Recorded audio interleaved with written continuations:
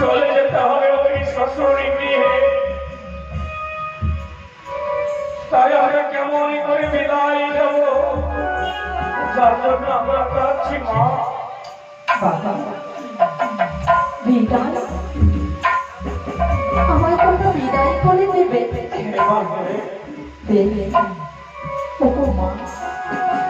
ছোট থেকে কতটা আদর যত্ন করে আমি মানুষ করলে তুমি কোনোদিনই আমার সংসারে কর্ম শিখাও কি করে আমার শ্বশুর ঠাকুরের সেবা করিব, কেমন করে আমি আমার এই স্বামী দেবতার সেবা করিব আমি তুমি শিখিয়ে দেবে না জানো?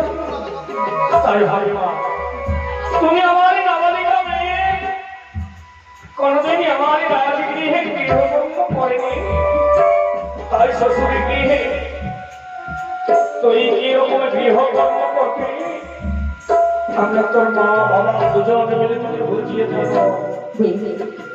তবে আমায় অর্পণ করে দাও তোমার জামাতারি বস্তি।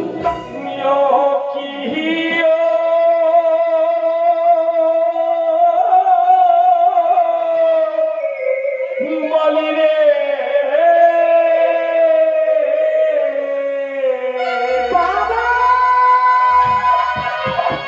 বলি যাও বাহালি শ্বশুরে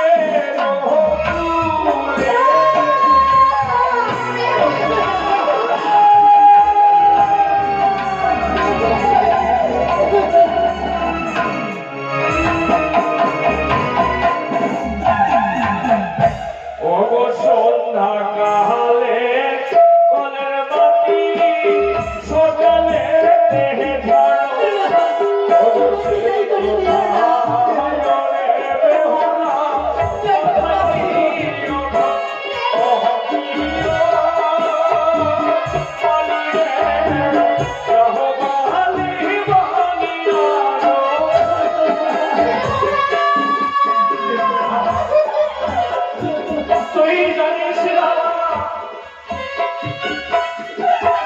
শ্বশুর শাশুড়ি বেহুলা বড়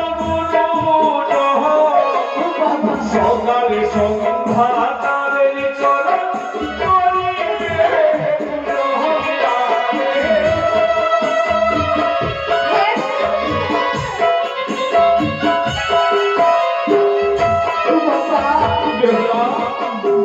ওই শ্বশুরি গৃহে শ্বশুর শাশুড়িকে যতদিন সেবা করবে যেন কোনোদিন কোনো কলঙ্ক কর্মে ভেসে আসে না।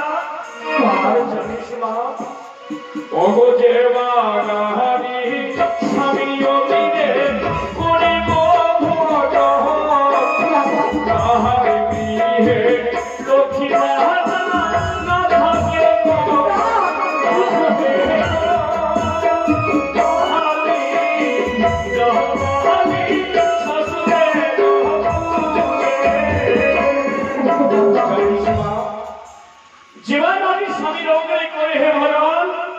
তাহারে গৃহে লক্ষ্মী মাতা না থাকে কখন বড়দের কথাকে পালন করবে।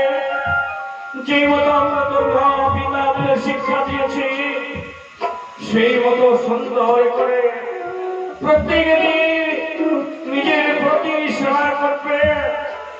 আর প্রতির খাওয়া অন্ন প্রতি যদি খেতে খেতে ছেড়ে দেয় সেই খাওয়ার কোনোদিন কুকুরি বিড়ালকে দিয়ে দেওয়া, সেই খাওয়াকে প্রসাদ রূপে তুমি গ্রহণ করিও।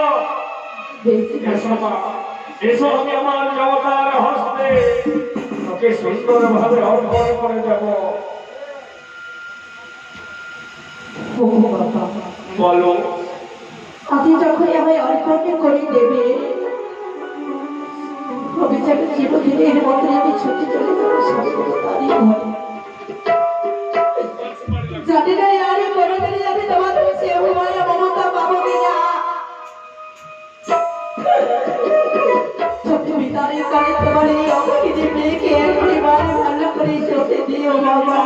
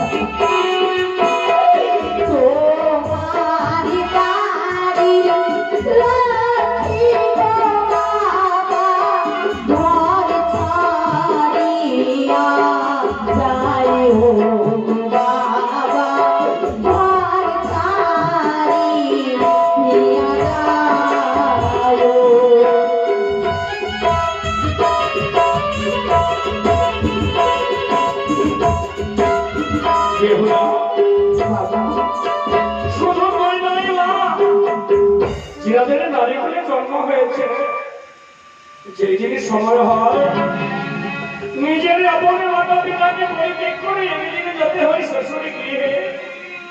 তাই তো তোরে বিবাহ দিয়েছি মা। হ্যাঁ বলো। মুছে বেলা নয়নে জল আর অপেক্ষা নাই বিহারবাসাই, আর অপেক্ষা নাই। এই মুহূর্তে আমরা গমন করবো উজানি নগরে। বাদ্যগণ তোমরা সুন্দর করে বাদ্য বাজাও, সবাই মিলে একবার জয় ধ্বনি গুলো ধ্বনি দেবে। জয় মা ভবানী জয়।